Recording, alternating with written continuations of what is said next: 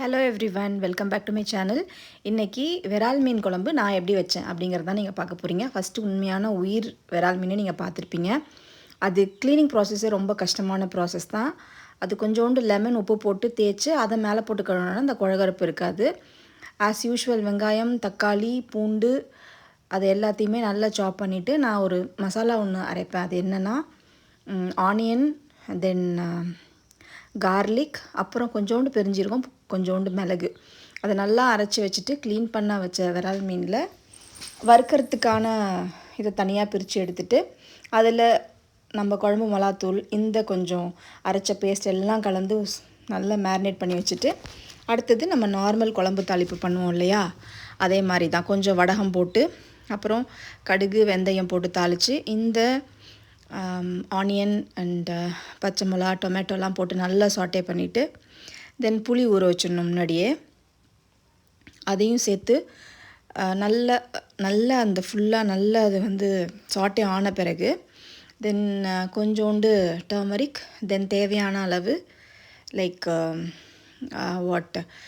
மிளகாத்தூள் அதெல்லாம் போட்டு நல்லா சாட்டே பண்ணிவிட்டு புளி ஊற வச்சுருந்தோம் ஃபஸ்ட் இல்லைங்களா, அதையும் கரைச்சி விட்டு நல்லா கொதிக்க விட்ட பிறகு பார்த்திங்கன்னா நம்மளுக்கு குழம்பு ரெடி ஆகிருக்கும். ஸோ ஃபஸ்ட்டு தண்ணியாக தான் இருக்கும். அதுக்கப்புறம் நல்லா கொதிக்க விட்டு ஒரு ஸ்டேஜில் நீங்கள் பார்த்தீங்கன்னா திக்னஸ் கொஞ்சம் இருக்கும், அதோட குழம்போட அமௌண்ட்டே கம்மியாக இருக்கும். ஸோ அந்த ஸ்டேஜில் நம்ம என்ன பண்ணணும், மீனை போடணும். ஸோ நடுவுலேயே அதுக்கு என்ன பண்ணலாம், வறுக்கிறதையும் நம்ம பண்ணிடலான்னு சொல்லிட்டு side by side I'm doing that is what you are seeing. So உங்களுக்கு தெரியும் முன்னாடி இருந்த அளவுக்கும் இப்போ இருந்த அளவுக்கும் குறைஞ்சிருக்கும் இல்லையா. ஸோ அந்த டைமில் நம்ம என்ன பண்ணணுன்னா கழுவி வச்சிருந்த மீனை போட்டு நல்லா கொதிக்க வச்சிடணும். மீனை நீங்கள் கொதிக்க வச்சதுக்கப்புறமா என்ன பண்ணக்கூடாதுன்னா கரண்டி வச்சு அதை கிண்டக்கூடாது. அப்படி நீங்கள் கிண்டிட்டிங்கன்னா அந்த மீன் எல்லாமே பிசுறாக போயிடும். So you will not get the whole fish.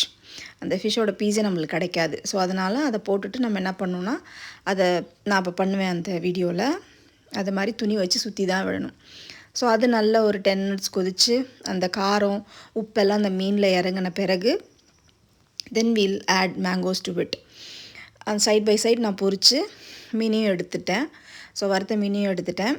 So this is how I made viral meen kuzhambu at my home on Sunday.